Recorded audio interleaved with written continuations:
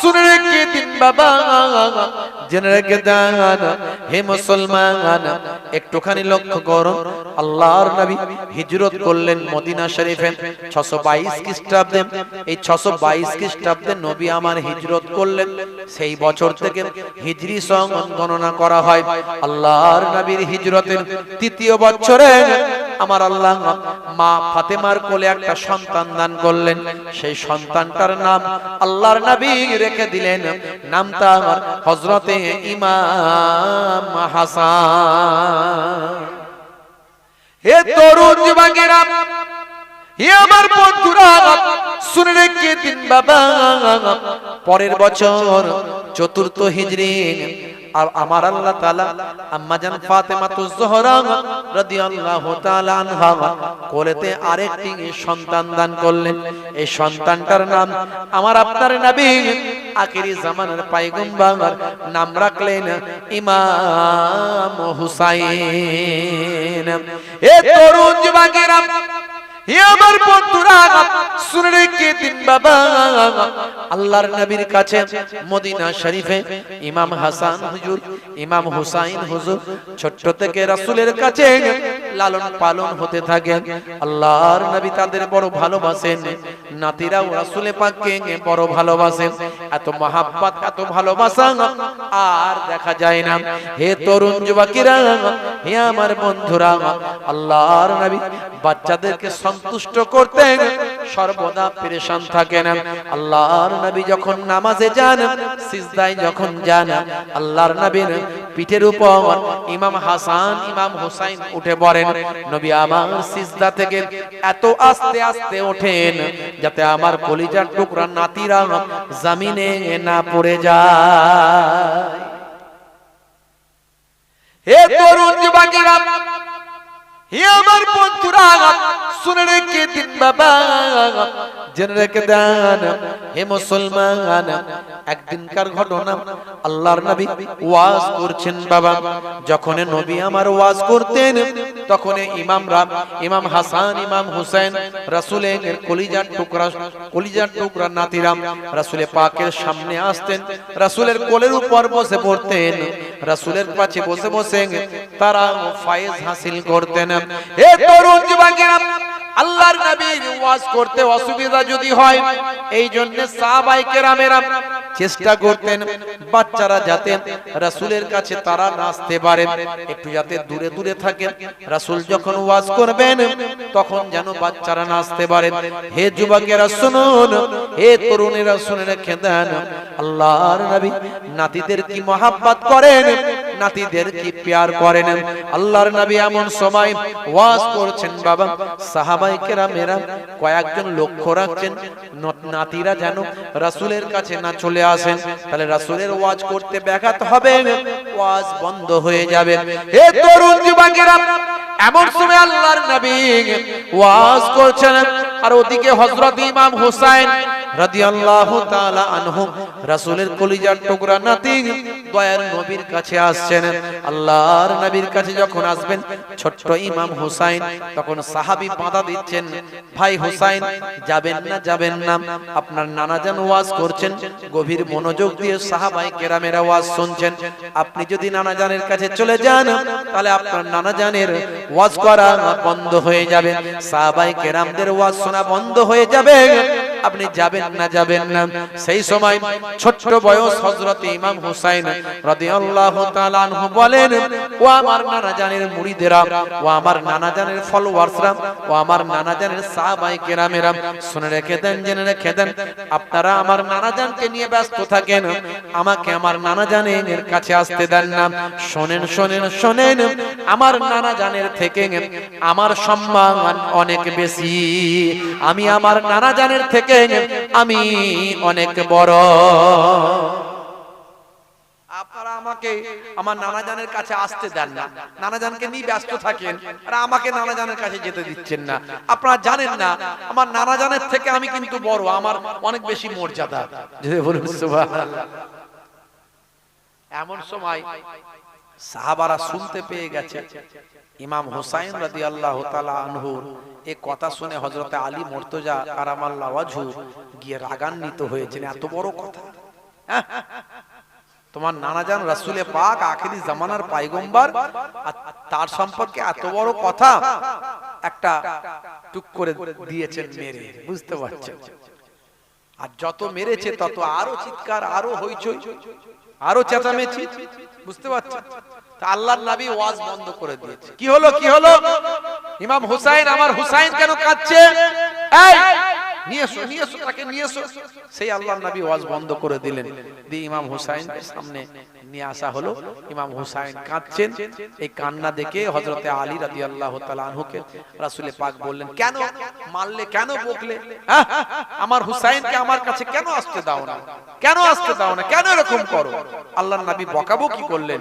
পরে বললেন, আচ্ছা বলো তো হুসাইন, কোলের কাছে বসিয়ে বলেন, বলো তো হুসাইন, আমি শুনতে পেয়েছি যে তুমি বলেছো তুমি নাকি আমার থেকে বড়, তো কোন দিক থেকে বড়, কিভাবে বড়, একটু খুলে বলো তো দেখি। হে তরুণ যুবকেরা, হে আমার বন্ধুরা, শুনে রেখে দিন বাবা, জেনে রেখে দেন। হে মুসলমান, একটু লক্ষ্য করুন, আল্লাহর নবী কলিজার টুকরা নাতি হযরত ইমাম হুসাইন রাদিয়াল্লাহু তাআলা আনহু সেই সময় বলেছিলেন, ও আমার নানা জান, তবে শোনেন আমি আপনাকে বলবো। বলে, হ্যাঁ বলো। সেই সময় দয়ার নবীকে, সেই সময় ভাই আমার ইমাম হুসাইন হুজুর বলেছিলেন, আচ্ছা বলুন তো দেখি, আচ্ছা বলুন তো দেখি নানা জান, আপনার থেকে আমি বড় কি বড় না, এক্ষুনি শোনাচ্ছি শুনুন। আচ্ছা বলুন তো দেখি আপনার আব্বার নাম কি, আপনার আব্বার পরিচয় কি? বলে, আমার আব্বার নাম হলো আব্দুল্লাহ। আচ্ছা বলুন তো নানা জান, আপনার আব্বার সারা পৃথিবীর মানুষ কিভাবে চেনেন? আপনার আব্বার কত মর্যাদা, আপনার আব্বার কত সম্মান, আর আপনি জানেন আমার আব্বার নাম কি? আমার আব্বার নাম হলো শেরে খোদা আসাদুল্লাহিল ওয়ালিদ হযরতে আলী মুর্তজা কারামাল্লাহু ওয়াজহু। আমার আব্বা ঘোষিত জান্নাতি, আমার আব্বা হলেন জান্নাতের মধ্যে তিনি ঘোষিত আশারায়ে মুবাশশিরা 10 জনের ভিতরে একজন। আমার আব্বা জান হলেন শেরে খোদা, আমার আব্বা জানের মর্যাদা সারা পৃথিবীর মানুষ আমার আব্বা জানের মর্যাদা জানে। হে তরুণ যুবকেরা, হে আমার বন্ধুরা, শুনে রেখে দিন বাবা, জেনে রেখে দেন। এমন সময় হযরত ইমাম হুসাইন রাদিয়াল্লাহু তাআলা আনহু বললেন, আচ্ছা বলুন তো নানা জান, আপনার আম্মা জানের পরিচয় দিন। কে আপনার আম্মা জান?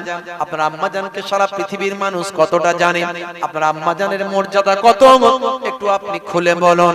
বলে, আমার আম্মা জানের নাম হলো আমিনা। হ্যাঁ বুঝলাম, আমিনা। আচ্ছা বলুন তো আমার আম্মা জানের নাম কি আপনি জানেন?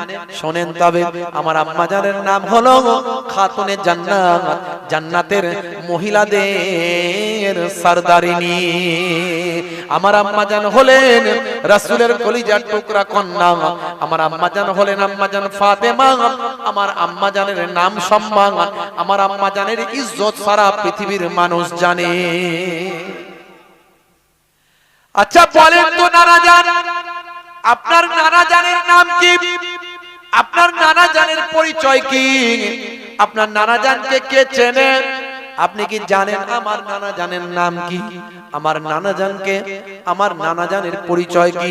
তবে শোনেন নানা জান, আমার নানা জান হলেন আখিরি জামানার পয়গম্বর, জগতের শেষ নবী জনাবে মুহাম্মদুর রাসূলুল্লাহ সাল্লাল্লাহু আলাইহি ওয়াসাল্লাম। আমার নানা জান হলেন জগতের বিখ্যাত নবী, আমার নানা জান হলেন নবীদের নবী। কে বড় বলেন? আল্লাহর নবী মুচকি হেসে বললেন, ভাই হুসাইন আমি হেরে গেছি, তুমি আমার থেকে বড়। জোরে হবে না? এতটাই মহব্বত করতেন দয়ার নবী নাতিদেরকে, বুঝতে পারছেন? এতটাই সম্মান করতেন মেয়ের ছেলেকে। এখন তো মেয়ের ছেলেদের ইজ্জত অত বেশি নাই, কিন্তু আল্লাহর নবী ইজ্জত দিয়েছেন বাপ। হে তরুণ যুবকেরা, হে আমার বন্ধুরা, শুনে রেখে দিন বাবা, জেনে রেখে দেন। হে মুসলমান, সেই ইমাম হাসান ইমাম হুসাইন রাদিয়াল্লাহু তাআলা আনহুমা, এই দুইজন আল্লাহর নবীর দেখানো পথে রাসূলের আদর্শে আদর্শবান হয়ে নানা জানের দ্বীনকে, ইসলামকে মানুষের কাছে পৌঁছে দেবার জন্য তারা আস্তে আস্তে বড় হতে লাগলেন। হে তরুণ যুবকেরা, হে আমার বন্ধুরা, ভাইরা আমার, তরুণ যুবকেরা, দেখতে দেখতে দেখতে দেখতে এমন একটা সময় চলে এলো ভাইরা আমার, ভাই আমার, দোস্ত আমার, হযরতে আবু বকর সিদ্দিক রাদিয়াল্লাহু তাআলা আনহু, আল্লাহর নবীর ইন্তেকালের পরে ভাই আমার 2 বছর কয়েক মাস তিনি খেলাফতি করলেন। তারপরে হযরতে ওমর ফারুক রাদিয়াল্লাহু তাআলা আনহু ভাই আমার 10 বছর খেলাফতি করলেন। তারপরে হযরতে ওসমান জিন্নুরাইন ভাই আমার 12 বছর খেলাফতি করলেন। তারপরে হযরতে আলী মুর্তজা কারামাল্লাহু ওয়াজহু 5 বছর কয়েক মাস খেলাফতি করলেন। হে তরুণ যুবকেরা, হযরতে আবু বকর সিদ্দিক রাদিয়াল্লাহু তাআলা আনহু যখন শামে সৈন্য পাঠিয়েছিলেন বাবা, সেই সময় দেখতে পাওয়া যায় ভাইরা আমার, তরুণ যুবকেরা, হে আমার মুরব্বিয়ানেরা, শুনে রেখে দিন, জেনে রেখে দিন বাবা, হে মুসলমান, ইয়াজিদ বিন সুফিয়ানের সঙ্গে যাকে পাঠিয়েছিলেন তিনি হলেন আমিরে মাবিয়া রাদিয়াল্লাহু তাআলা আনহু, যিনি হলেন কাতেবে ওহী। আল্লাহর নবীর কাছে যে কোরআন মাজিদ আসতো, সেই কোরআন মাজিদ ভাই আমার যে কজন লিপিবদ্ধ করতেন তার মধ্যে একজন হলেন হযরতে আমিরে মাবিয়া। নবীর সাহাবাদের গালি দেয়া যাবে থাকবে, যেরকম থাকবে আমিরে মাবিয়া, তার সম্পর্কে অনেকে গালমন্দ করে, বুঝতে পারছেন, তার সম্পর্কে গালমন্দ করে। আমিরে মাবিয়া ছিলেন একজন কাতেবে ওহী, ওহীর লেখক। আল্লাহর নবীর কাছে যখন কোরআন মাজিদ আসতো, যে কজন লিখতেন তার মধ্যে উনিও একজন, জেনে বলুন সুবহানাল্লাহ। এই জন্য সাহাবায়ে কেরামদের ভুল ধরতে যাবেন না। এক শ্রেণীর মানুষ বেরিয়েছে, তারা এই শুহাদা কারবালা হুজুরদেরকে নিয়ে আমিরে মাবিয়া হুজুরকে গালাগালি করে, খারাপ কথা বলে। ঈমান থাকবে, যেরকম থাকবে। আসহাবিকান নাজুম, আল্লাহর নবী বলছেন আসহাবিকান নাজুম বিআইহিম ইক্তাদাইতুম ইহতাদাইতুম, আমার সাহাবায়ে কেরামেরা হলেন আকাশের নক্ষত্রের ন্যায়, যে কোন সাহাবীকে অনুসরণ করবে হেদায়েত প্রাপ্ত হয়ে যাবে। আমিরে মাবিয়া সাহাবায়ে কেরামদের মধ্যে একজন ছিলেন। হযরত আবু বকর সিদ্দিক রাদিয়াল্লাহু তাআলা আনহু, তিনি ইয়াজিদ বিন সুফিয়ানের সঙ্গে শামে পাঠিয়েছিলেন সৈন্য। সেই সৈন্যদের ভিতরে ইয়াজিদ বিন সুফিয়ানের সঙ্গে ছিল হযরত আমিরে মাবিয়া রাদিয়াল্লাহু তাআলা আনহু। ইয়াজিদ বিন সুফিয়ানের ইন্তেকালের পরে শামের গভর্নর হয়ে গেলেন কে? হযরতে আমিরে মাবিয়া রাদিয়াল্লাহু তাআলা আনহু। হযরতে আবু বকর সিদ্দিক রাদিয়াল্লাহু তাআলা আনহুর জামানাতে শামের দায়িত্বে তিনি ছিলেন। হযরতে ওমর ফারুক রাদিয়াল্লাহু তাআলা আনহু যোগ্য শাসক হিসাবে, ইসলামের ধারক ভারক, ইসলামের হেফাজতকারী হিসাবে হযরতে ওমর ফারুক রাদিয়াল্লাহু তাআলা আনহু তিনি আমিরে মাবিয়াকে সেই দায়িত্বে বহাল রাখলেন এবং দায়িত্ব বাড়িয়ে দিলেন। হযরত ওসমান জিন্নুরাইনের জামানাতেও তিনি দায়িত্ব পালন করলেন। এইভাবে একটা ক্ষমতার মধ্যে ছিলেন। 4 খলিফার পরে তারপর দেখা গেল তিনি খেলাফতি দায়িত্ব গ্রহণ করলেন। এই নিয়ে গন্ডগোল হয়েছিল, এই নিয়ে মতপার্থক্য হয়েছিল, এটা সাহাবায়ে কেরামদের ভিতর হয়েছিল। এ ব্যাপারে আমরা নাক গলানোর ক্ষমতা নাই, আছে ভাই? তারা ইসলামের প্রচার প্রসার, ইসলামের হেফাজতের জন্য তারা যে সিদ্ধান্ত নিয়েছেন সেটা তাদের ব্যাপার, এ ব্যাপারে আমরা কোনো কথা বলতে পারবো না, বুঝতে পারছেন? তবে ইয়াজিদের ব্যাপারে আমরা কথা বলতে পারি, কারণ ইয়াজিদ শুহাদা হুজুরদের শহীদ করেছিলেন। ইয়াজিদের ব্যাপারে বড় বড় ইমামরা তারা কটু মন্তব্য করেছেন, কেউ ফাসিক বলেছেন, কেউ কাফের বলেছেন। ইমামরা বলেছেন, তার মানে বুঝে নিতে হবে ইয়াজিদ সত্যি খারাপ ছিল। আর ইমাম হুসাইন হুজুরের যুদ্ধ ইয়াজিদের বিরুদ্ধে হয়েছিল, তার মানে ইয়াজিদ খারাপ ছিল, এটাই বোঝা যাচ্ছে। কিন্তু আমিরে মাবিয়া হুজুরকে আপনি দোষারোপ করতে পারবেন না। হে তরুণ যুবকেরা, হে আমার বন্ধুরা, শুনে রেখে দিন বাবা, জেনে রেখে দেন। হে মুসলমান একটু লক্ষ্য করুন, হে যুবকেরা একটু খেয়াল করুন, বন্ধুরা আমার, তরুণ যুবকেরা আমার, মুরব্বিয়ানেরা আমার, হে মুসলমান, আল্লাহর নবীর রেখে যাওয়া দ্বীন ইসলাম মানুষের কাছে পৌঁছে দেওয়া, ইসলামী রাজত্বকে সামনে রেখে, ইসলামী বায়ামার সাম্রাজ্যকে সামনে রেখে বারবার ঘাত প্রতিঘাত চলে এসেছিল বাবা। নবীর নাতিরা আগামী দিন তারা ইসলামের দায়িত্ব লাভ করবেন, এই জন্য নবীর নাতিদের উপর বারবার আঘাত প্রাপ্ত হতে হয়েছিল। আল্লাহর নবীর নাতিদের উপর বারবার আঘাত এসেছিল বাবা। রাসূলের কলিজার টুকরা বড় নাতি হযরত ইমাম হাসান রাদিয়াল্লাহু তাআলা আনহুকে বারবার বিষ পান করানোর চেষ্টা হয়েছিল, অনেকবার তাকে বিষ পান করানোর চেষ্টা হয়েছিল। যতবারই তিনি বিষ পান করেছিলেন ততবার বিষ পান করার পরে আস্তে আস্তে রাসূলের রওজা মোবারকের সামনে এসেছিলেন। আল্লাহর নবীর রওজা মোবারকের সামনে এসে দয়ার নবীকে ওসিলা করে আল্লাহর দরবারে দোয়া চেয়েছিলেন, হে তরুণ যুবকেরা, হে আমার বন্ধুরা, আখিরি জামানার পয়গম্বর জগতের শেষ নবীর খাতিরে আল্লাহর নবীর রওজা মোবারকে এসে দোয়া চাওয়ার খাতিরে রাসূলের কলিজার টুকরা নাতির দোয়া আমার আল্লাহ কবুল করেছেন, বিস্তার পানি হয়েছে। বারবার বিষ পান করানো হয়েছিল হযরত ইমাম হাসান রাদিয়াল্লাহু তাআলা আনহুকে, আপনারা জানেন বারবার বিষ পান করানো হয়েছিল। হে তরুণ যুবকেরা, হে আমার বন্ধুরা, শুনে রেখে দিন বাবা, জেনে রেখে দেন, হে মুসলমান একটু লক্ষ্য করুন, হে আমার বন্ধুরা তরুণ যুবকেরা একটু খেয়াল করুন। হযরত ইমাম হাসান রাদিয়াল্লাহু তাআলা আনহু বারবার বিষ পান করার কারণে তার শরীরটা কমজোর হয়ে গিয়েছিল, বিষ পানি হয়ে গিয়েছিল বটে, কিন্তু বিষ তার শরীরে যাওয়ার কারণে শরীরটা কমজোর হয়ে গিয়েছিল। রৌদ্রে তিনি বেরোতে পারতেন না, শরীর তার বইতো না, শরীর তার কমজোর হয়ে গিয়েছিল বাবা। হে তরুণ যুবকেরা, হে আমার মুরব্বিয়ানেরা, শুনে রেখে দিন বাবা, জেনে রেখে দিন বাবা, তার বিবাহ সংক্রান্ত ব্যাপার নিয়ে বা আমার বিভিন্ন কারণে তাকে বারবার অ্যাটাক করার চেষ্টা হয়েছিল। এরই জন্য মুহাব্বতের ভাই আমার হুজুরকে সামনে ঘিরে রেখে সাহাবায়ে কেরামেরা বসে থাকতেন, ফলোয়ার্সরা বসে থাকতেন, ইমাম হাসান হুজুরের ভালোবাসার মানুষেরা মুরিদিন মুহিব্বিনেরা বসে থাকতেন। হে তরুণ যুবকেরা, হে আমার মুরব্বিয়ানেরা, শুনে রেখে দিন বাবা, জেনে রেখে দেন ভাই আমার, আল্লাহর নবীর কলিজার টুকরা নাতি হযরত ইমাম হাসান রাদিয়াল্লাহু তাআলা আনহু তিনি যখন ঘুমিয়ে থাকতেন তখনও চারপাশে তার ফলোয়ার্স ভক্তরা তারা বসে থাকে, গার্ড দিতেন, না জানি আবার কেউ যদি বিষ পান করিয়ে দেয়, তাই পানি সব সময় তারা পাহারা দিতেন, তার ফলোয়ার্সরা পাহারা দিতেন। কলিজার টুকরা ইমাম হাসান হুজুরকে যেন কোনো অসুবিধা না হয়, তাই ভক্তরা ভালোবাসার মানুষেরা সর্বদা ঘিরে রাখতেন। হে তরুণ যুবকেরা, হে আমার বন্ধুরা, শুনে রেখে দিন বাবা, জেনে রেখে দেন, এমন সময় দেখতে পাওয়া যায় রাতের বেলা ভাই আমার ফলোয়ার্সরা ভালোবাসার মানুষেরা ইমাম হাসান হুজুরকে ভালো করে ঘিরে রেখেছেন।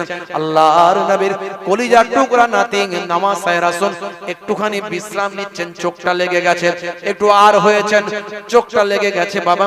কিছুক্ষণের মধ্যেই ঘুম থেকে উঠে বললেন বাবারা, এখনই আমি আল্লাহর নবী আখির জামানার পয়গম্বর নানা জানকে স্বপ্নে দেখলাম।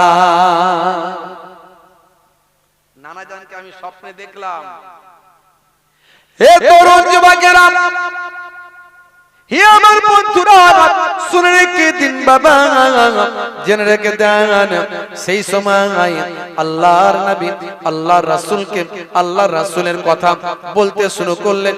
শুনে রেখে দাও, জেনে রেখে দাও, হে আমার মহাব্বতের ভালোবাসার মানুষেরা, শুনে রেখে দাও, জেনে রেখে দাও, এখনই আমার নানা জানকে স্বপ্নে দেখলাম।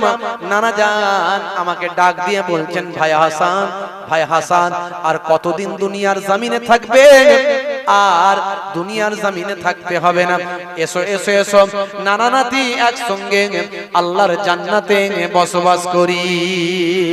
একটা কুরসিতে নানা জান বসে আছেন, একটা কুরসিতে আম্মা জান খাতুনে জান্নাত বসে আছেন, আর একটা কুরসিতে শেরে খোদা আলী মুর্তজা বসে আছেন, আর একটা কুরসিতে দেখতে পাচ্ছি এইভাবে ভাই আমার বুজুর্গরা বসে আছেন। এ তরুণ যুবকেরা নানা জান ডাক দিয়ে বলছেন, ভাই হাসান তবে শুনে রেখো, তুমি দুনিয়া ছেড়ে আসার আগে তোমার উপর অনেক মুসিবত আসবে, তবে মনে রেখো তুমি নাসাবারি করো না, ধৈর্যহারা হয়ে যেও না, কারণ তোমাদের দেখিয়ে কাল কিয়ামতের দিনে আমি আমার কোটি কোটি গুনাহগার উম্মতিদের নাজাত করাতে পারবো। উঠে বললেন, বাবারা বড় পিপাসা লেগেছে, কে আছো একটু পানি পান করা। মহাব্বতের মুরিদানেরা যাতে পানিতে বিষ না কেউ মাখিয়ে দিতে পারে, বিষ না কেউ মিশিয়ে দিতে পারে, তাই ওই যে কুঁজো বলে তখনকার যুগে কুঁজো বা আমার পাত্র কলসি, ওই কলসি সিল করে রাখতো, সিল করে প্যাকিং করে রাখা হতো, যাকে যখনই পানি পান করতে চাইবেন সিল কেটে দেওয়া হবে যাতে করে কেউ না বিষ মেশাতে পারে। মহাব্বতের মুরিদানদের একজন ছুটে গিয়ে, আহারে আমার রাসূলের কলিজার টুকরা নাতি পানি পান করবেন, তাই উঠে গিয়ে ভাই আমার কুঁজোর সিলটা কেটে পানিটা দিলেন। যখনই পানি এক টানে পানিটা খেয়েছেন, কলিজায় গিয়ে বিষটা লাগলো। আহারে বাবারা কি পানি আমাকে পান করালে বাবা, এ তো একেবারে শক্ত বিষ পান করিয়ে দিলে, কঠিন বিষ পান করিয়ে দিলে বাবা। প্রত্যেকবারে বিষ পান করার পরে আমার নানা জানের রওজা মোবারক পর্যন্ত আমি যেতে পেরেছি, এবারে যা ভয়ঙ্কর বিষ পান করে ফেললাম বাবা, মনে হয় আর নানা জানের রওজাতে যাওয়া হবে না। হে তরুণ যুবকেরা, এমন সময় শরীরটা তরপাতে শুরু করলো। মাছকে যেমন ডাঙায় নিয়ে এসে তুললে মাছ যেমন তরপায়, সারা শরীরটা তরপাতে শুরু করলো। হে তরুণ যুবকেরা, হে আমার মুরব্বিয়ানেরা, নাসাবারি করলেন না, ধৈর্যহারা হয়ে গেলেন না। সেই সময় কারো জন্য বদদুয়া তিনি চাইলেন না, সঙ্গে সঙ্গে বললেন, বাবারা কলিজাখানা ফেটে যাচ্ছে, সারা শরীরটা জ্বলে যাচ্ছে, পুড়ে যাচ্ছে, আর বেশি সময় হয়তো আমার হাতে নাই, যাও যাও যাও আমার ছোট ভাই হযরত ইমাম হুসাইনকে গিয়ে আমার খবরটা জানিয়ে দাও। হে তরুণ যুবকেরা, মহাব্বতের সাহাবীরা কাঁদতে শুরু করলেন, মহাব্বতের মুরিদানেরা তরপাতে শুরু করলেন, হাই কি সর্বনাশ করে ফেললাম আমরা কি সর্বনাশ করে ফেললাম। আরে রাসূলের উজ্জ্বল নক্ষত্র, রাসূলের উজ্জ্বল চিরাগ, আহলে বায়াতের উজ্জ্বল নক্ষত্রকে আমরা বিষ পান করিয়ে ফেললাম। কোন জালেম বিষ কখন মিস করে দিয়ে চলে গেল, নাকি কুজোটা বদলে দিল, পাত্রটা বদলে দিল, আমরা বুঝতে পারলাম না। আহারে কত বড় সর্বনাশ আমরা করে ফেললাম। হে তরুণ যুবকেরা, হযরত ইমাম হাসান রাদিয়াল্লাহু তাআলা আনহু 49 হিজরি 45 বছর বয়স, জীবনের শেষ দিন বাবা তরপাতে শুরু করলেন। এমন সময় ছুটে ছুটে ছুটে ছুটে হযরত ইমাম হুসাইন রাদিয়াল্লাহু তাআলা আনহু এসে বড় ভাইজান বড় ভাইজান বড় ভাইজান কাঁদতে কাঁদতে আল্লাহর নবীর কলিজার টুকরা নাতি হযরত ইমাম হাসান রাদিয়াল্লাহু তাআলা আনহুর কাছে এসে হাজির হলেন। ভাই হাসান, বড় ভাইজান, আপনাকে কে বিষ পান করিয়েছে একবার বলুন। আহারে আপনার জীবনে কত কষ্ট, কত অত্যাচার আপনাকে সহ্য করতে হলো, কোন জালেম আপনাকে বিষ পান করিয়েছে একবার বলুন। যদি বুঝতে পারেন একবার বলুন, আমি তার বদলা নেব, তাকে আমি ধ্বংস করে দেব। ইমাম হাসান রাদিয়াল্লাহু তাআলা আনহু নানা জানের এই স্বপ্নের কথা বললেন। বাবা ও ভাই, ছোট ভাই ইমাম হুসাইন নাসাবারি করবে না, ধৈর্যহারা হবে না। যদি আমি সুস্থ হয়ে যাই আমি তার সঙ্গে বোঝাপড়া করব, আর যদি আমি সুস্থ না হয়ে যাই, যদি আমি শহীদ হয়ে যাই, তাহলে শুনে রাখো আমি তাকে ক্ষমা করে দিলাম। আমার নানা জান আমাকে বলেছেন নাশাবারি করবে না, ধৈর্যহারা হবে না, বা কোন রকম নাশাবারি করবে না, কারণ তোমাদের দেখে কাল কিয়ামতের দিনে আমি আমার কোটি কোটি গুনাহগার উম্মতিদের নাজাত করাতে পারবো। হে তরুণ যুবকেরা, হে আমার বন্ধুরা, হযরত ইমাম হাসান রাদিয়াল্লাহু তাআলা আনহু বললেন, ভাই হুসাইন তাড়াতাড়ি যাও, আমার নানি জান হযরতে আয়েশা সিদ্দিকা রাদিয়াল্লাহু তাআলা আনহা তিনি এখনো হায়াতে আছেন, যাও তার কাছে গিয়ে আমার সালামটুকু জানিয়ে দেবেন, বিদায়কালীন সালাম জানিয়ে আমার অবস্থার কথা বলবেন। আমার নানি জান যদি অনুমতি দেন তাহলে আমার রওজাটা আল্লাহর নবীর রওজার পাশে করবেন, আর যদি আমার অনুমতি না হয় তাহলে আমার রওজাটা জান্নাতুল বাকি আমার আম্মা জানের পাশে করে দেবে। অনেক বড় ঘটনা তো, সোহাদা হুজুরদের ঘটনা আলোচনা করলে ঈমান তাজা হয়ে যাবে। সোহাদা হুজুরদের আলোচনা করলে আপনার আমার শুনতেই মন চাইবে, যারা নবীর আশিক আমরা। কিন্তু অনেক লম্বা ঘটনা, অনেক বড় আলোচনা। কষ্ট হচ্ছে আপনাদের? যারা বলেন কষ্ট হচ্ছে। কারা কারা চান না হাত তুলে দেখান তো দেখি। আমি বলেছি কারা কারা চান না? চান না? চান না? চান সত্যি? মাশাআল্লাহ। বেশি লম্বা চওড়া নয়, একটু বাদবুদ দিয়ে ছোট করে বলি। ভাইরা আমার, ইমাম হাসান হুজুর যদি দোয়া চাইতেন দোয়া কবুল হতো না? হতো না? যারা বলেন মনে রাখবেন, যত বড়ই ওলি আল্লাহ হোক না কেন, সাহাবাদের দরজা কোনোদিন ওলি আল্লাহরা পাবে না। পাবে? যারা বলেন পাবে। একজন সাহাবী, মনে করুন একজন সাহাবী, তিনি এসে এই মাত্র রাসূলের কাছে এসে ঈমান কবুল করেছে। এই মাত্র রাসূলে পাকের কাছে এসে ঈমান কবুল করেছে একজন ব্যক্তি। যিনি ঈমান কবুল রাসূলে পাকের কাছে করলেন তিনি হলেন সাহাবী। আর তিনি ঈমান কবুল করার পরে জোহরের নামাজও তার পড়ার সময় হলো না, আসরের নামাজও তার পড়ার সময় হলো না, জোহরের নামাজও পড়ার তার সময় হলো না, আসরের নামাজও তার পড়ার সময় হলো না, একদিন রোজা রাখারও তার সময় হলো না, তিনি ইন্তেকাল করলেন। ভালো করে বুঝবেন। আবার বলছি, এই মাত্র ঈমান কবুল করেছেন, জোহরের নামাজও পড়ার সময় হলো না, আসরের নামাজও পড়ার সময় হলো না, একদিন রোজা রাখারও সময় হলো না। এই সাহাবীটার সম্মান বেশি না বড় পীর সাহেব, খাজা গরিব নওয়াজ, নিজামউদ্দিন আউলিয়া, দাদা হুজুর কেবলার সম্মান বেশি? কার? জোরে বলেন কার? আপনাদের নলেজে বুদ্ধিতে কি আসছে বলেন? বড় পীর সাহেবের সম্মান বেশি না এই সাহাবীটার সম্মান বেশি? এই সাহাবীটা শুধু ঈমান কবুল করেছে, একটা দিন নামাজও পড়া হয়নি, একটা দিন রোজা রাখাও হয়নি। সম্মান কার বেশি জানেন? বলেন তো দেখি কার?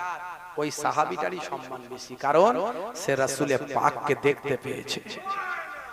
চামড়ার চোখে একবার ঈমানদার হালতে রাসূলের পাককে দেখলে তার জীবনের গুনাহ আল্লাহ মাফ করে দেন। ভাইরা আমার, তরুণ যুবকেরা আমার, মুরব্বিয়ানেরা আমার, হে তরুণ যুবকেরা, হে আমার বন্ধুরা, শুনে রেখে দিন বাবা, জেনে রেখে দেন, আম্মা জান আয়েশা সিদ্দিকা রাদিয়াল্লাহু তাআলা আনহা সেই সময় বলেছিলেন, ও ভাই হুসাইন, আহারে তোমার ভাই আমারই ভাই, আবার তোমার ভাইকে বিস্মান করালো জালেমেরা। আহারে শোনো শোনো শোনো, কি কথা বলবো, আহা আমার কলিজাটা ফেটে যাচ্ছে তোমার ভাই, আমার কলিজার টুকরা নাতির জন্য। তবে শোনো শোনো শোনো, তোমার ভাই ইমাম হাসান রাদিয়াল্লাহু তাআলা আনহু যেটা বলেছেন সেটা শোনো। তোমার নানা জান আখিরি জামানার পয়গম্বর আমাকে জানিয়েছেন তার পাশে একটা রওজা হবে, একটা রওজা হয়েছে হযরতে আবু বকর সিদ্দিক হুজুরের, আর একটা রওজা হয়েছে হযরতে ইমাম হুসাইন হযরতে ওমর ফারুক রাদিয়াল্লাহু তাআলা আনহু হুজুরের। আর একটা জায়গা ফাঁকা আছে, সেই জায়গাটা হলো আখিরি জামানায় হযরত ইমাম হযরত ঈসা আলাইহিস সালাম আসবেন, হযরত ঈসা ইবনে মারিয়াম তিনি আসবেন, দুনিয়ার জমিনে এসে রাজত্ব কায়েম করবেন, খেলাফতি চালাবেন, দুনিয়ার জমিনে শাসন করবেন। দুনিয়াদারি করার পরে তিনি যখন ইন্তেকাল করবেন, তার রওজাটা আমি রাসূল পাক আখিরি জামানার পয়গম্বরের রওজার পাশে হবে। বুঝতে পারছেন ভাইরা আমার? আল্লাহর নবীর রওজা, তার পাশে হযরতে আবু বকর হুজুরের রওজা, তার পাশে হযরতে ওমর ফারুক হুজুরের রওজা। তাহলে আল্লাহর নবীর রওজা এক ধারে না মাঝখানে? বলেন কোনটা? কোনটা বলেন? এক ধারে না মাঝখানে? যারা হজে গেছেন তারা দেখেছেন ছিদ্র করা আছে, রাসূলের রওজা মোবারকের সামনে ছিদ্র করা আছে। এখানে হাজী সাহেব কেউ আছে? হাত তোলেন তো। কেউ হাজী সাহেব আছেন? হজ করেছেন, উমরা হজ বা এমনি ফরজ হজ যেই করেন না কেন, আছেন তো? আপনি দেখেছেন রাসূলের রওজায় যখন গেছেন, প্রথমে যে বড় চিত্রটা ওটা হলো আল্লাহর নবীর রওজার সোজাসুজি। কথা ঠিক না ভুল? তার পাশেরটা হযরত আবু বকর হুজুর, তার পাশেরটা ওমর হুজুর, তাই তো? আর একটা রওজা ফাঁকা আছে, একটা রওজার জায়গা ফাঁকা আছে। তাহলে আল্লাহর নবী মাঝখানে নাই, এক ধারেতে আল্লাহর নবীর রওজা। এখন একটা গজল বেরিয়েছে না, দুই দিকে দুই সাহাবী, বীজখানে আমার নবী, আছে না? বেরিয়েছে না? হ্যাঁ, একেবারে ভুল কথা, একেবারে ভুল কথা। বীজখানে আমার নবী জিন্দা শুয়ে রয়, বলে না? বীজখানে আমার নবী জিন্দা শুয়ে রয়, বলছে না? বলছে না? বীজখানে নাই, মাঝখানে নাই। যিনি লিখেছেন গজলটা ভুল লিখেছেন, এই নাচটা ভুল লিখেছেন এখানে। বুঝতে পারছেন? আল্লাহর নবী এক ধারে আছেন, তার পাশের রওজাটা হলো হযরতে আবু বকর হুজুরের, তার পাশে ওমর হুজুরের। যারা হজে গেছেন তারা জানেন এই ছিদ্রগুলো করা আছে পরিষ্কার। একটা জায়গা ফাঁকা আছে, সেই ফাঁকা জায়গাটা রাখা আছে হযরতে হযরতে আখিরি জামানায় আসবেন ঈসা ইবনে মারিয়াম আলাইহিস সালাতু ওয়াস সালাম। ঈসা নবী আসবেন, তিনি আমার নবীর উম্মত হয়ে আসবেন। জোরে বলেন সুবহানাল্লাহ। ঈসা নবী কি মর্যাদা, যাকে আল্লাহর আসমানে তুলে নিয়েছেন, চৌথা আসমানে উঠিয়ে নেওয়া হয়েছে। সেই নবী বলেছিলেন, আমার নবীর মর্যাদা ইজ্জত সম্মান জানার পরে বলেছিলেন, হায় হায় হায়, ইয়া লাইতানি কুনতু মিন উম্মতে মুহাম্মাদিন, হায় হায় আমি যদি উম্মতে মুহাম্মাদি হয়ে যেতাম। আমার আল্লাহ ঈসা নবীর দোয়াকে কবুল করে নিয়েছেন। ঈসা নবী আসবেন আমার নবীর উম্মত হয়ে। জোরে বলেন সুবহানাল্লাহ। হে তরুণ যুবকেরা, হে আমার বন্ধুরা, শুনে রেখে দিন বাবা, জেনে রেখে দেন। হে মুসলমান, একটু লক্ষ্য করুন। এমন সময় দেখতে পাওয়া যায় হযরতে ইমাম হাসান রাদিয়াল্লাহু তাআলা আনহু তিনি ইন্তেকাল করলেন। নানি জানের কথা অনুযায়ী জান্নাতুল বাকি, মদিনার বিখ্যাত গোরস্থান জান্নাতুল বাকি, আম্মা জান ফাতেমাতুজ জোহরা রাদিয়াল্লাহু তাআলা আনহা, আম্মা জানের পাশে হযরত ইমাম হাসান রাদিয়াল্লাহু তাআলা আনহু রওজা মোবারকটা হলো। ভাই আমার 45 বছর বয়সে 49 হিজরিতে তিনি জীবনের শেষ নিঃশ্বাস ত্যাগ করে জান্নাতবাসী হয়ে যান। ইন্না লিল্লাহি ওয়া ইন্না ইলাইহি রাজিউন। হে তরুণ যুবকেরা, হযরত ইমাম হুসাইন রাদিয়াল্লাহু তাআলা আনহু তিনি ভাই আমার একাকী হয়ে যান। আহলে বায়াতের 5 জন। আহলে বায়াত কয়জন?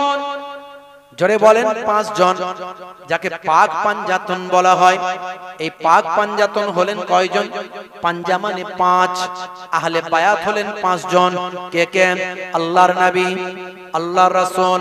2 নাম্বার হলেন হযরতে শেরে খোদা আলী, হযরতে আলী মুর্তজা কারামাল্লাহু ওয়াজহু। 3 নাম্বার হলেন আম্মা জান ফাতেমাতুজ জোহরা রাদিয়াল্লাহু তাআলা আনহা। 4 নাম্বার হলেন হযরতে ইমাম হাসান রাদিয়াল্লাহু তাআলা আনহু। আর 5 নাম্বার হলেন হযরতে ইমাম হুসাইন রাদিয়াল্লাহু তাআলা আনহু। এই 5 জন হলেন পাক পাঞ্জাতন আহলে বায়াত। পাক পাঞ্জাতন আহলে বায়াতের ভিতরে একমাত্র হায়াতে আছেন হযরত ইমাম হুসাইন রাদিয়াল্লাহু তাআলা আনহু। বাদশাহ हुसैन बादशाह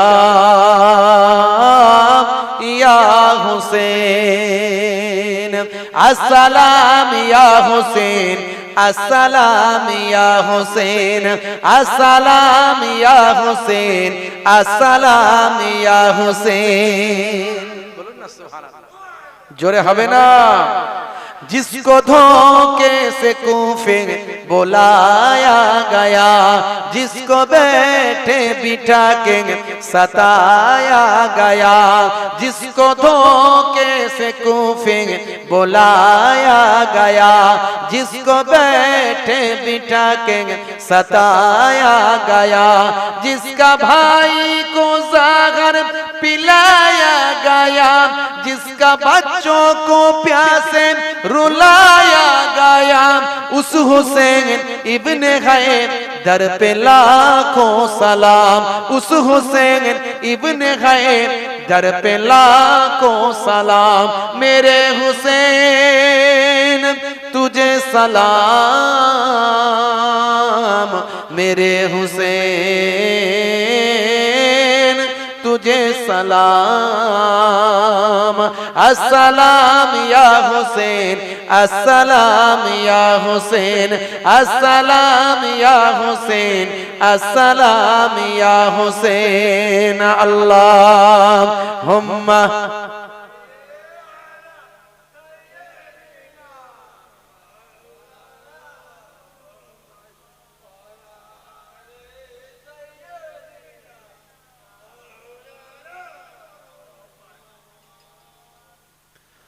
जिसने हक करबला में अदा कर दिया, अपने नाना का वादा वफा कर दिया, जिसने हक करबला में अदा कर दिया, अपने नाना का वादा वफा कर दिया, जिसको तीरों से झल्ली कराया गया, जिसका गर्दन में खंजर चलाया गया, उस हुसैन इब्ने गैर दर पे लाखों सलाम, उस हुसैन इब्ने गैर दर पे लाखों सलाम। मेरे हुसैन तुझे सलाम, मेरे हुसैन तुझे सलाम।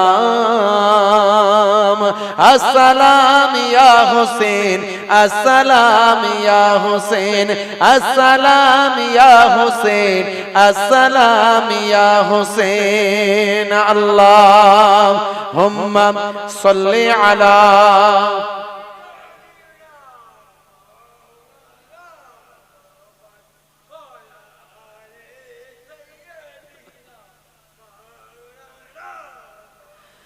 जिसका जन्नत से जोरा मंगाया गया, जिसको गोदे नबी पर बिठाया गया, जिसका जन्नत से जोरा मंगाया गया, जिसको गोदे नबी पर बिठाया गया, जिसका भाई को ज़हर पिलाया गया, जिसका बच्चों को प्यासे रुलाया गया, उस हुसैन इब्ने गैर दर पे लाखों सलाम, उस हुसैन इब्ने गैर दर पे लाखों सलाम। मेरे हुसैन तुझे सलाम,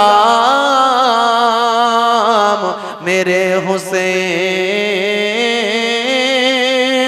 तुझे सलाम। अस्सलाम या हुसैन अस्सलाम या हुसैन अस्सलाम या हुसैन अस्सलाम या हुसैन। अल्लाहुम्मा सल्ली अला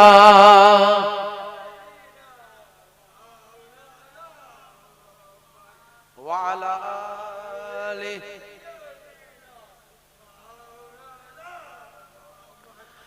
कर चुका वो हबीब अपने मुझे तमाम, लेके अल्लाह और अपने नाना का नाम। जुरे हबे ना জোরে হবে না, আর একটু জোরে হবে না। कर चुका ओ हबीब अपने मुझे तमाम लेके अल्लाह और अपने नाना का नाम कूफियों को सुनाए खुदा की कलाम और फिदा हो गए शाह आली मकाम उस हुसैन इब्ने गैर दर पे लाखों सलाम उस हुसैन इब्ने गैर दर पे लाखों सलाम मेरे हुसैन तुझे सलाम मेरे हुसैन तुझे सलाम अस्सलाम या हुसैन अस्सलाम या हुसैन अस्सलाम या हुसैन अस्सलाम या हुसैन अल्लाहुम्मा सल्ली अला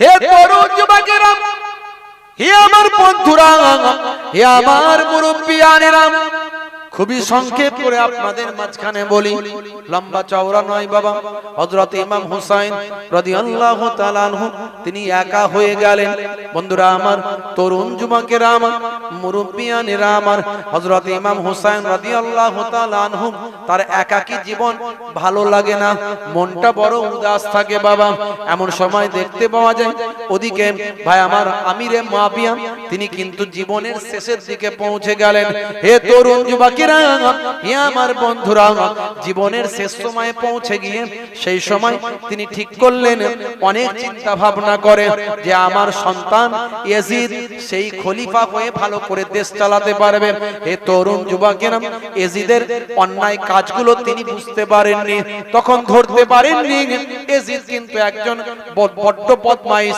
জালেম এবং যে একজন ভাই আমার ইসলামের শত্রু হে তরুণ যুবকেরা হে আমার মুরব্বিয়ানেরা তিনি জীবনের শেষ সময়ে ইয়াজিদকে নসিহত করলেন নসিহত করে বললেন শোনো নবী বংশের সঙ্গে কখনো খারাপ ব্যবহার করবে না শুনে রেখে দাও জেনে রেখে দাও 5,10,000 দিরহাম আমি বাৎসরিক আমি নবী বংশকে কর দিয়ে থাকি ট্যাক্স দিয়ে থাকি নবী বংশকে আমি ভাতা দিয়ে থাকি বাৎসরিক 5,10,000 দিরহাম তুমি কিন্তু ওটা দিতে থাকবে হে ইয়াজিদ মনে রেখো নবী বংশের সঙ্গে খারাপ ব্যবহার করবে না নবী বংশের জন্যই তো নবীর জন্যই তো উম্মতে মুহাম্মাদি দ্বীন পেয়েছে ইসলাম পেয়েছে হে তরুণ যুবকেরা এই কথা শুনে ইয়াজিদের ভালো লাগলো না মনটা তার ভালো হলো না কিছু সময় পরে হযরতে আমিরে মুয়াবিয়া তিনি দুনিয়া ছেড়ে ইন্তেকাল করে জান্নাতি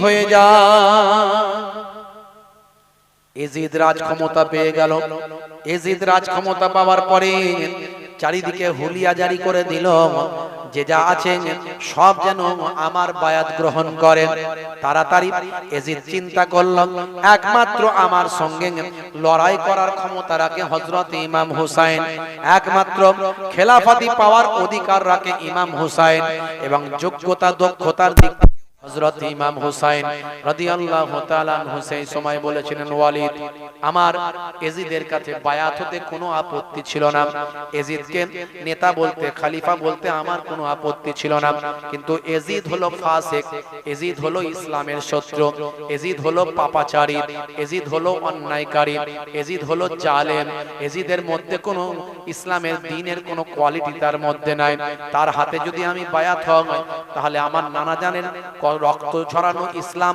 বিকৃত হয়ে যাবে আমার নানা জানের রক্ত ঝরানো ইসলাম মানুষের কাছে ভুল বার্তা পৌঁছে যাবে আমার নানা জানের রক্ত ঝরানো ইসলাম মানুষের কাছে ভুল ভাবে চলে যাবে হে তরুণ যুবকেরা হে আমার বন্ধুরা হযরত ইমাম হুসাইন সেই সময় বলেছিলেন ওয়ালিদ আমি কয়েকদিন পরে তোমার কাছারিতে যাব, দপ্তরে যাব, সেখানে গিয়ে আমি আমার মতামতটা জানিয়ে দেব।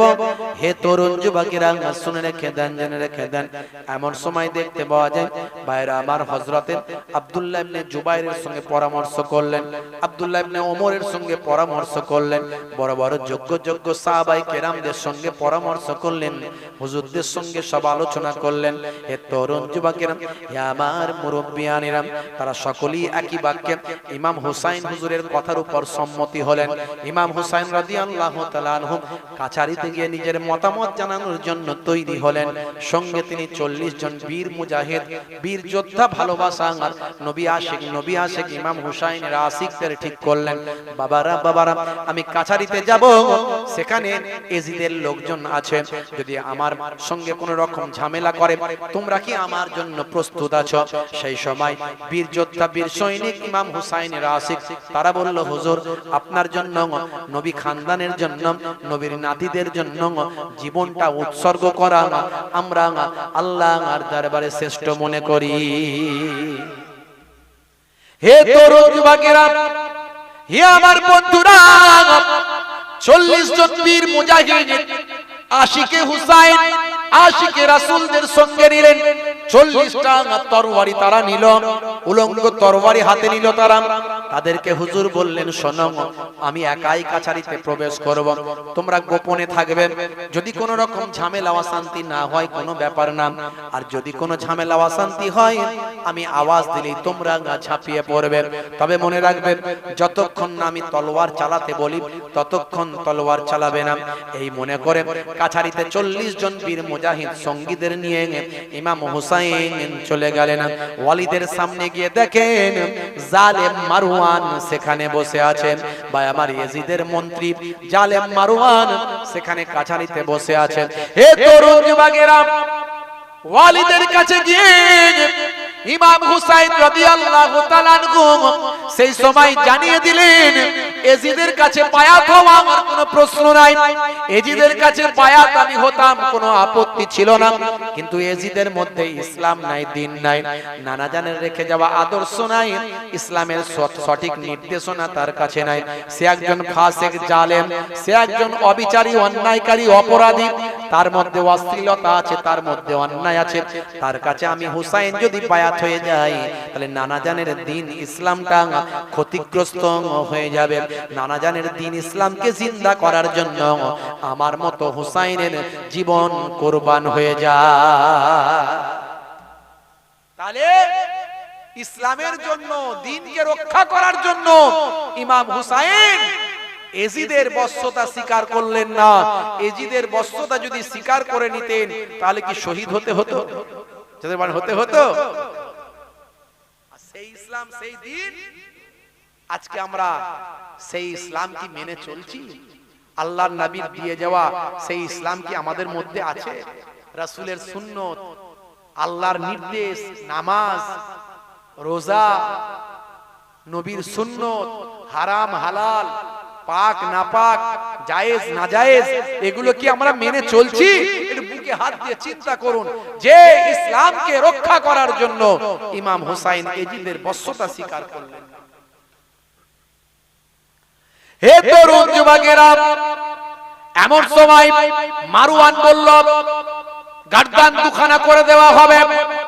ইমাম হুসাইন বললেন, হে মারওয়ান, ছোট মুখে বড় কথা, এত বড় তোমার ক্ষমতা, তুমি কার সম্পর্কে কি কথা বলো?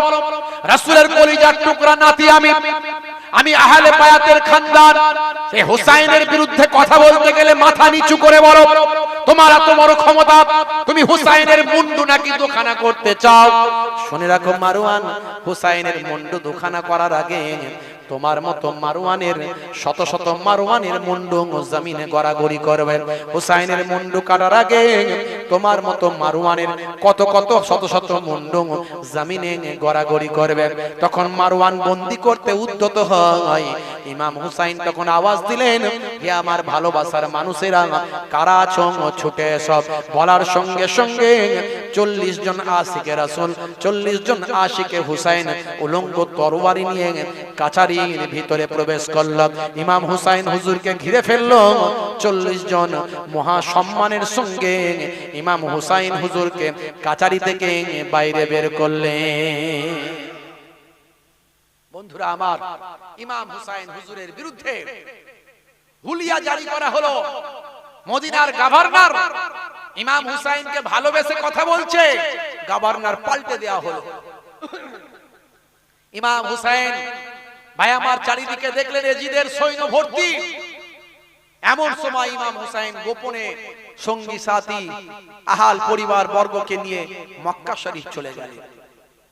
মক্কা শরীফে যাওয়ার পরে মক্কার মানুষেরা নবী খানদানকে, আহলে বায়াতের উজ্জ্বল নক্ষত্রকে পেয়ে তারা নারায়ে তাকবীরের ধ্বনি দিতে লাগলো। ইমাম হুসাইন হুজুরের নামে তাকবীর দিতে লাগলো। ইমাম হুসাইন হুজুরকে কাবা ঘরের ইমাম বানিয়ে দিলেন। জোরে বলুন সুবহানাল্লাহ। দেখেছেন এই কাবা ঘরের ইমামের কত মর্যাদা। যে কাবা ঘরের ইমাম আমার আপনার নবী হয়েছেন, যে কাবা ঘরের ইমাম হযরতে ইমাম হুসাইন হয়েছেন, সেই কাবা ঘরের ইমামের পেছনে গিয়ে হাজী সাহেবরা নামাজ পড়েন, পড়েন না পড়েন না? যারা বলেন পড়েন না পড়েন না, এই কাবা ঘরের ইমামের কত সম্মান বুঝতে পারছেন? কাবা ঘরের ইমাম কত বিরাট ব্যাপার, কি মর্যাদা, আল্লাহ কত সম্মান তাদের দিয়েছেন। একজন ইমাম ছিলেন, যদিও তিনি তারাবির নামাজের ইমামতি করেছিলেন, তার ভাই আমার নাম হলো আদিল, তার নাম হলো আদিল। তিনি খুব কালো দেখতে ছিলেন, কালো। আরবেরই একটা জায়গায় তার বাড়ি। ভাই আমার এই কালো একজন ব্যক্তি, তিনি বলছেন, তিনি কাবা ঘরের ইমাম হয়েছিলেন। তিনি বলছেন যে আমি কাবা ঘরের ইমাম হয়েছি মায়ের দোয়ায়। কার দোয়ায়? জোরে বলেন। মায়ের দোয়ায় কাবা ঘরের ইমাম হয়েছি। ভাইরা আমার, তরুণ যুবকেরা আমার, মুরব্বিয়ানেরা আমার, এক সময় এই কাবা ঘরের তিনি ইমাম হয়েছেন মায়ের দোয়ায়। তাকে জিজ্ঞাসা করা হলো, কি করে মায়ের দোয়ায় কাবা ঘরের ইমাম হলেন? তিনি বলছেন, আমি বড় ছোটবেলায় ডান পিটে ছিলাম, অন্যায় করতাম। তা আমার আম্মা জান যখনই আমাকে বকাবকি করতেন, তো আমার জন্য বকে দিয়ে বকে আমার জন্য দোয়া চাইতেন, আল্লাহ যেন তোকে কাবা ঘরের ইমাম বানিয়ে দেয়। মায়ের দোয়া কবুল হয় কি হয় না? 3 শ্রেণীর দোয়া কবুল হয়। কয় শ্রেণীর দোয়া? 3 জনের দোয়া কবুল হয়। দাওয়াতুল মাজলুমে, দাওয়াতুল মুসাফিরে, দাওয়াতুল ওয়ালিদি আলা ওয়ালাদিহি। একটা হলো মাজলুম, যার উপর অত্যাচার করা হয়েছে, তার দোয়া কবুল হয়, সে যখন দোয়া চাইবে কবুল হবে। আর মুসাফির ব্যক্তির দোয়া কবুল হয়, মুসাফির যে সফরে গেছে, তার কেউ নাই, সে বিপদে পড়ে আল্লাহর কাছে দোয়া চায়, অন্তর থেকে আল্লাহ তার দোয়া কবুল করে নেয়। আর 3 নাম্বার হচ্ছে পিতামাতার দোয়া। পিতামাতার দোয়া সন্তানের জন্য কবুল হয়। ভাই আমার, এই ইমাম, তার জন্য ছোট্টবেলায় তার মা দোয়া করেছিলেন। তিনি বলছেন, আমার মায়ের দোয়ায় আমি কাবা ঘরের ইমাম হয়ে গেছি। তার নাম হলো আদিল। বুঝতে পারছেন? খুব কালো তিনি দেখতে। তো তবে তিনি পার্মানেন্ট ইমাম ছিলেন না, তিনি ইমামতি করেছেন, তারাবির নামাজের ইমামতি করেছেন। যাই হোক, কাবা ঘরের ইমামতির দায়িত্ব তিনি পেয়েছেন। কিন্তু পরবর্তীকালে তার পদস্খলন হয়ে গেল।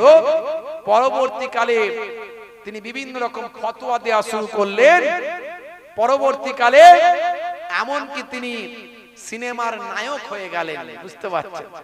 সিনেমার নায়ক, কাবা ঘরের ইমাম, অভিনেতা, অ্যাক্টর হয়ে গেলেন। এমনকি তাকে জুয়ার আসরে দেখা গেছে, জুয়া খেলা হচ্ছে, সেখানে গিয়ে তিনি জুয়া খেলার আসরে দাঁড়িয়ে গেছেন, সেখানে গিয়ে তিনি জুয়া খেলার মজলিসে গিয়ে তাদের সঙ্গে খেলছেন। এবং তাকে দেখা যাচ্ছে তিনি বিভিন্ন রকম ভাই আমার অ্যাড করছেন, অ্যাড, কখনো বাইক চালাচ্ছেন, হাইফাই বাইক, বিশাল বড় হাইফাই বাইক, তিনি একদম নায়ক সেজে বাইক চালাচ্ছেন, এইরকম বিভিন্ন দেখা গেছে। আরবের বড় বড় যারা ফোকাবিদ, যারা মুহাদ্দিস মুফাসসির, যারা ফতোয়া দেন, তারা তার বিরুদ্ধে ফতোয়া জারি করে দিলেন। বুঝতে পারছেন, তিনি পথভ্রষ্ট হয়ে গেছেন বলে ফতোয়া জারি করলেন। তাহলে এর দ্বারাই বোঝা গেল কাবা শরীফের ইমামতি করার সুযোগ পেয়েছিলেন, তার এত সুন্দর ইলহান ছিল গলার, এত সুন্দর তেলাওয়াত ছিল গলার, কিন্তু তারও পতন হয়ে গেল। তাহলে অন্ধ ভক্ত আমাদের কারো হওয়া চলবে না। আজ যারা আপনি অন্ধ ভক্ত, তারও পদস্খলন হতে পারে। এই জন্য আমাদের সর্বদাই মাথায় রাখতে হবে, আমাদের সবচেয়ে বড় আমাদের পথ নির্দেশক সেটা হলো কোরআন এবং হাদিস। কোরআন এবং হাদিস অনুযায়ী যতদিন কোন আলেম মাওলানা হুজুর চলবে, ততদিন তার কথা মানব। যখন সেই হুজুর আলেম মাওলানা বক্তা কোরআন এবং হাদিস অনুযায়ী চলবে না, তার থেকে সরে আসতে হবে। কথা ঠিক না ভুল? এটা তার জ্বলন্ত প্রমাণ আপনাদের কাছে কথার মাঝখানে দিয়ে দিলাম। ভাইরা আমার, তরুণ না যুবকেরা আমার, মুরব্বিয়ানেরা আমার, যাই হোক, সেই কাবা ঘরের ইমাম হয়েছিলেন আল্লাহর নবীর কলিজার টুকরা নওয়াসায়ে রাসূল হযরত ইমাম হুসাইন রাদিয়াল্লাহু তাআলা। হে তরুণ যুবকেরা, হে আমার বন্ধুরা, হে আমার মুরব্বিয়ানেরা, শুনে রেখেন দিন বাবা, ওদিকে কুফা নগরী থেকে বারবার চিঠি আসছে, হুজুর ইমাম হুসাইন আপনি কুফায় আসুন, আপনার হাতে হাত দিয়ে আমরা বায়াত হতে চাই, আপনাকে আমরা খলিফা বলে মানতে চাই, আমরা জালিম এজিদকে খলিফা বলে মানি না, আপনি কুফায় আসুন। হে তরুণ যুবকেরা, একটা দুটো নয়, কয়েকশো চিঠি এভাবে আসতে থাকে। বিভিন্ন কিতাবের মধ্যে বিভিন্ন ঘটনা বর্ণনা করা হয়েছে। হে তরুণ যুবকেরা, ভাই আমার, হে আমার মুরব্বিয়ানেরা আমার, শুনে রেখে দেন, জেনে রেখে দেন বন্ধুরা আমার, মুরব্বিয়ানেরা আমার, এইভাবে বারবার যখন চিঠি আসে, হে তরুণ যুবকেরা, সেই সময় মক্কা শরীফের বড় বড় সাহাবায়ে কেরামেরা তাদের সঙ্গে ইমাম হুসাইন হুজুর আলোচনা করলেন। ইমাম হুসাইন তাদের সঙ্গে পরামর্শ করলেন, আমি কুফায় আমাকে দাওয়াত দিয়ে ডাকা হচ্ছে, তারা আমার কাছে খলিফা হতে চায়, তারা নানা জানের দ্বীন ইসলামকে আমার কাছ থেকে শিখতে চায়, তারা আমি নানা জানের দ্বীন ইসলাম তাদেরকে যেভাবে প্রচার করব তারা সেটা গ্রহণ করতে চায়। এজিদের